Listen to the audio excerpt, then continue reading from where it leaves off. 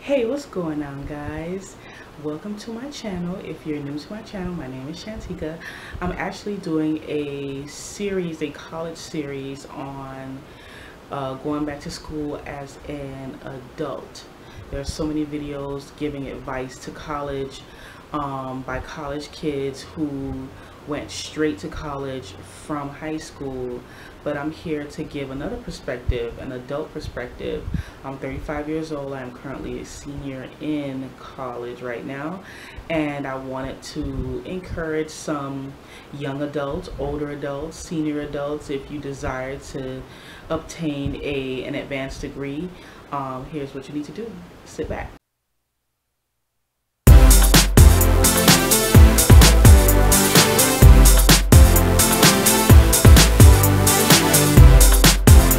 So let's answer the million-dollar question. Why didn't I go to college right after high school? Well, I'll just give you the very honest answer. And I'm not trying to throw anybody under the bus. This is just the damn truth. There was no plan in place as far as finances were concerned on my parents' part to help pay for college. My mother's whole philosophy was like her only responsibility was to get us through high school. And after that, you know, we had to figure it out the best way we could. I mean, it sounds harsh, it is harsh, and that's just how she felt about it. And so that's just what happened. And so my high school career, I guess you can say, was kind of tumultuous because I was having a lot of issues with my mom. Because my mom is like a really hard, strict parent, and she, you know, used to like try to jump on me a lot and try to beat on me a lot, and I was just, you know, I'm not that kind of person. You know, you can talk to me, you ain't got to hit on me. And I guess by the time I got to high school, I kind of got tired of her crap, and so whenever she would threaten me, I would just leave. And so, and I just kept doing that every single year like clockwork. We would get into it and I would just leave. And so it was hard for me, you know. I kept up with my grades. I had a job when I was 16, and I had my own car thanks to my dad, and you know, I still maintain, you know, but it was hard to study and hard to work, you know, when your family life is not perfect. Now fast forward to my senior year was kind of crazy because I was not living home. I was living with my aunt at the time, sleeping on her couch, and I was working at a grocery store in the afternoons to late evenings, and I was just trying to figure everything out. You know, I didn't know anything about anything. I was so green, you know, and I just didn't really know what to do. Now in Florida, I'm not really sure about any other states. In Florida, their high schoolers have to take a standardized test in order to exit high school. Now for me, I was proficient in all subjects except for math. Math was very, very difficult for me to learn because I had a poor foundation. And when you grow up in a family where you get, you know, when you're like sitting to the table, because that's how it was in my family. We sat to the table, did homework, and, you know, went over stuff. And if you got things wrong, you got hit with a belt, you know. And I got beat, the hell beat out of me for a lot of years. And I never asked for help because I was always so scared. I was scared of people, and so I just never asked for help. So because I did my homework and I did my schoolwork, you know, and I had great conduct, I got passed on to the next grade time and time again when I should have been held back because, you know, I didn't deserve the grades that I got in mathematics. And so as a result of all of that, when it came time for the standardized test, I failed it. I failed the math portion. I passed every single other part of that test except for the math. And I was down like 13 points. That I failed it by 13 freaking points, you know. And so I didn't really have an option. So what happened, I never told anybody this. And so with the graduation, I had enough credits to walk in my graduation class and, you know, participate in the graduation ceremony, but I did not get a high school diploma. I got a certificate of attendance. So what I did, I'm not sure about any other state, I'll say that again, in Florida, private schoolers do not have to take standardized testing because of the curriculum. And so what I did was, after that whole graduation fiasco, I enrolled in a private school. And it was, I didn't actually go to the school. I got my work and I did it at home, and I would just drop it off. That was because it's embarrassing, you didn't graduate, I'm 19, and and what was so great about this private school was that I was able to transfer all of my high school credits.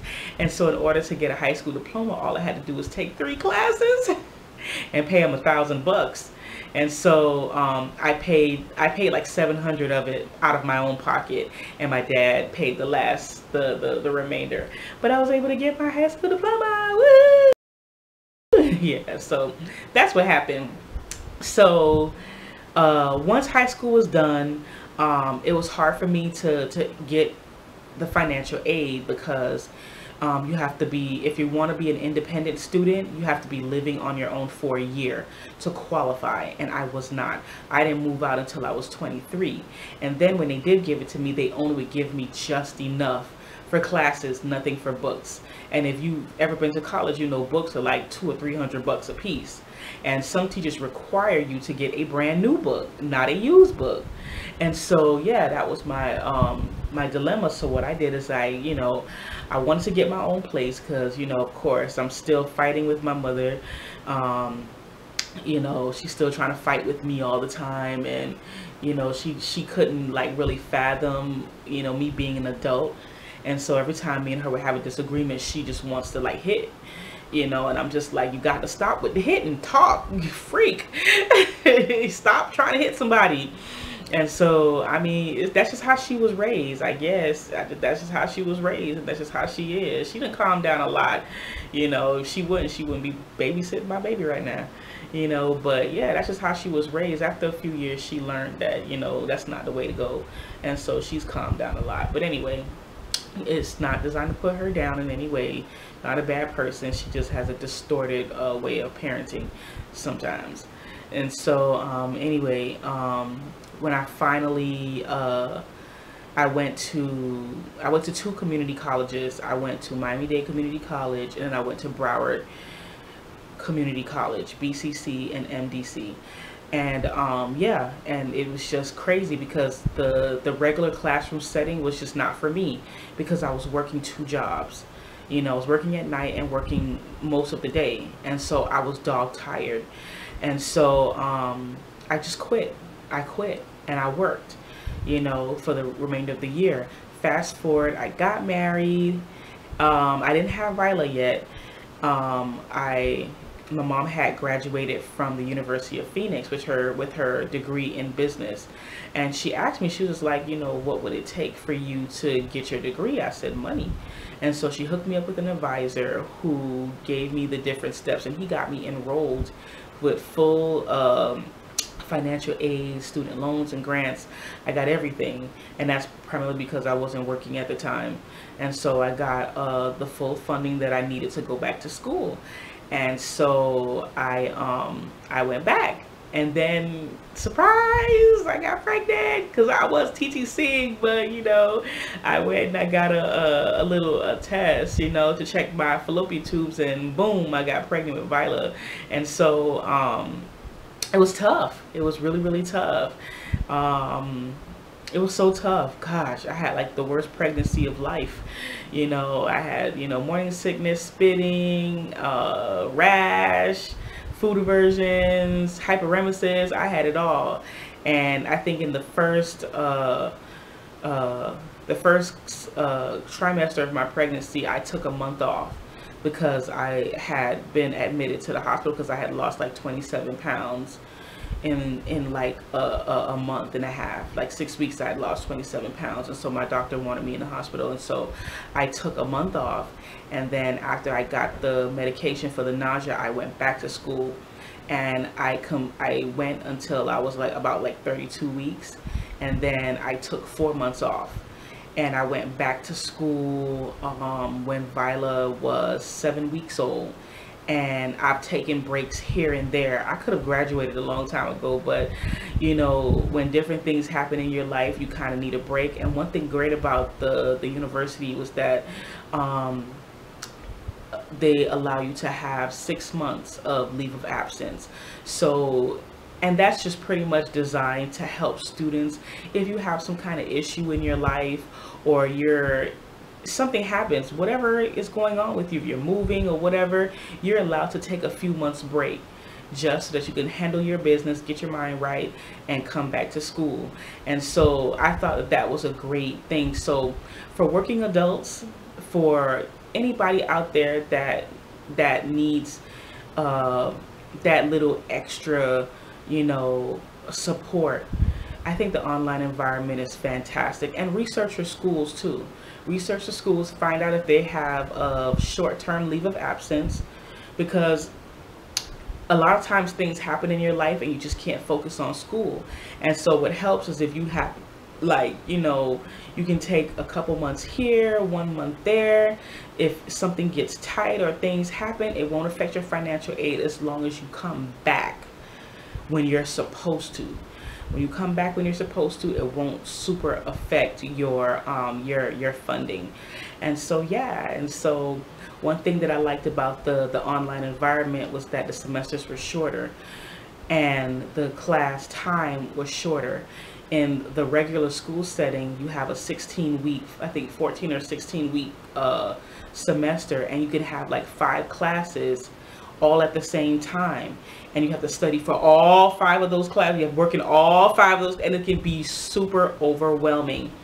What helps is the online environment. You have 1 class every 5 weeks, and each professor is different. Some professors will give you, you have to do something called participation. You know how in school you raise your hand and y'all discussing things in class? Well, in the online environment, it's very, very different. You make a thread, or somebody makes a thread, and you give your scholastic input, you know, based on whatever it is that you read or what you know or whatever. And that's it. You'll have your participation, and then you'll either have 1 assignment or 2 assignments. It just depends on the professor. And they kind of force you to work in teams. So you'll have an individual assignment and you'll have a team assignment. And so I'll discuss in another vlog how the assignments are set up and how they work. But when you first start, when you are interested in going back to school, it's important for you to go to your FAFSA, that's your federal student financial aid website, sign up. If you file taxes every year, they're going to need to know all of your financial information, because the amount of aid you get is based on your income and based on how much money that you make or earn. If you don't earn anything, the less you earn, the more money you get for school, and that's just how it is. And so yeah, go on your student website, get hooked up, actually find a school that you know is cool, that you like, that you know you feel comfortable with. I mean, some people thrive in a regular school setting and some people thrive in an online environment. It's all what you can handle. You have to decide, listen, this is what I want to do. I want to finish school. I want to graduate. And you really have to be steadfast and immovable in that thought process. Because if you think that you're just going to go to school and skate on by and, you know, and not do your best, you're going to have a hard time and you're going to flunk out, period. A lot of people put down when online school first came about, when people were talking about going to school online, a lot of people would put down correspondence schools, online schools, you know, trying to make it seem like it's not a real education if you're not sitting in a classroom. It's not true. It's actually harder because you're basically teaching yourself. You know, there's no teacher sitting in front of you giving you lectures and stuff. Some teachers, they do like online lectures, but I mean, it's different. You know, you have to read the chapter, you have to comprehend what you're reading, and you have to base what you're reading on your assignments. You have to be efficient in research, and you have to be responsible enough to get your work done on time, because everything is time sensitive, you know. And one thing that's easier than the regular school setting is that the online setting, well, the particular school that I go to, I don't know about any other school, you have 7 days to complete your assignments from Tuesday to the following Monday to get all of your assignments in. Okay, and so you can work during the week or you can work on the weekends, whatever you want to do, as long as you get your assignments in before Monday, before midnight Monday, whatever standard time that school is in. My school is in Arizona, so it's Mountain Standard Time, and so it's like, I think 4 hours ahead or 4 hours behind. It's 4 hours behind Florida, so you kind of get an extra leeway, you know, in that time setting. But yeah, you have to really sit down and say, is this what I really want to do? And also, you need to pick a profession that you know is valuable and that you could make a decent living. I mean, a lot of people say don't be all about the money, but you have to be. We're living in a time where things are uncertain. We have a president that is kind of iffy, so you have to be prepared to earn a decent living. You know, it's great to follow your dreams, it's great to do what you love to do, but you have to make sure that what you're doing is going to allow you to support yourself fully and to support your family. Because I wanted to be a teacher. But there were too many cons in being a teacher that I just was not willing to be okay with, you know. You know, finances was one of them, and the climate of students was another one. You know, if you're not in it for, you know, I mean, if you're not given the opportunity to teach without a lot of extra nonsense, you know, because it's a lot of nonsense. You know, I just want to teach. But nowadays, you kind of can't really just teach. You have to discipline too. And so teaching kind of falls by the wayside when you're having to break up fights, deal with severe behavior issues, and so you kind of get burnt out quickly. And then they don't pay you hardly anything, you know. They don't pay you, no, I don't say hardly anything, they don't pay you enough for you to live a decent lifestyle. You know, I see a lot of teachers, they love what they do, but they're struggling financially, and I'm not doing that. Like, we're struggling financially now. Why the hell am I going to spend 4 or 5 years, and by the time I graduate, I would have been in school for 5 years. You know, I'm not going to spend 5 years in school to struggle some more. Secondly, I have $37,000 worth of student loans, and they want their money. My student loan provider has already sent me a statement for next year because they know that I graduated.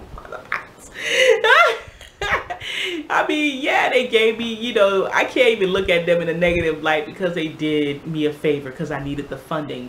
And so, I mean, but damn, like, wait till I actually graduate to send me a statement. But they sent me a statement, and I was calling them like, hello, I'm not done with school yet. They're like, oh, no, that's just for 2018. And I was like, oh, yeah, it does say 2018. And I was like, well, damn, can you wait till I finish officially? They want their $350, but I got a trick for them, honey. Because I'm going to pay way more above that. I have a whole thing, a whole plan on how I'm going to pay off my student loans in 3.5 years. And I will share that with you. But anyway, yeah, so this is just how to get started. You have to have the drive, you have to have the fortitude, and you have to have the desire.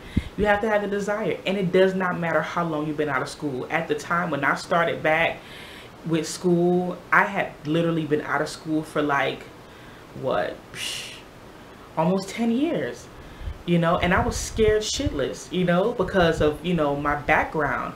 I was not proficient at math. I thought I would never get through math, and I got through it. Okay, every school has tutoring. They have tutoring, you know, and my school in particular, the tutors are there 24 hours a day. And so you could call at 2 a.m. with a question, and they will do like a live chat with a chalkboard, and they will literally take you step by step by step on what you need to do. And that's how I got through it. You can do it. I'm telling you. Believe me when I say that you can do it. You do not have to be super duper smart. You don't even have to make straight A's. It's not necessary unless you're a doctor or working in a capacity where you're responsible for somebody's life. Then you may want to, you know, achieve high grade wise. But if it's a regular profession, you know, where you have room to make mistakes, you don't necessarily have to be a straight A student to be proficient in any type of career. Okay, and so, you know, that's just my my little story on how I got started. And so in the next vlog, I'm gonna discuss organization, as far as your studying, memorization, formatting, learning how to format your papers properly, also, you know, study skills, how to skim read, you know, and that just, it takes practice. Skim reading takes practice. And taking notes, you know, memorizing your minimizing your distractions, because in school, sorry, there are so many distractions, and you have to decide whether or not, okay, I gotta take a break from y'all for a little bit. Just let me get my degree and I'll come hang with y'all when I'm done. You know, because let me tell you something, in the end, those clubs are not going anywhere. They're gonna build 5 or 6 new ones in the future. So you're not gonna miss anything. The music may change a little bit, but you ain't gonna miss nothing. Get your degree. If you desire your degree, go get it! Alright, so I will talk to you guys in the next vlog. If you enjoyed this video, give it a thumbs up, like, subscribe, leave a comment down below. If you want to remain anonymous, please, please, please email me at roperfamily2012@yahoo.com, and I will see you guys next time. Peace and hair.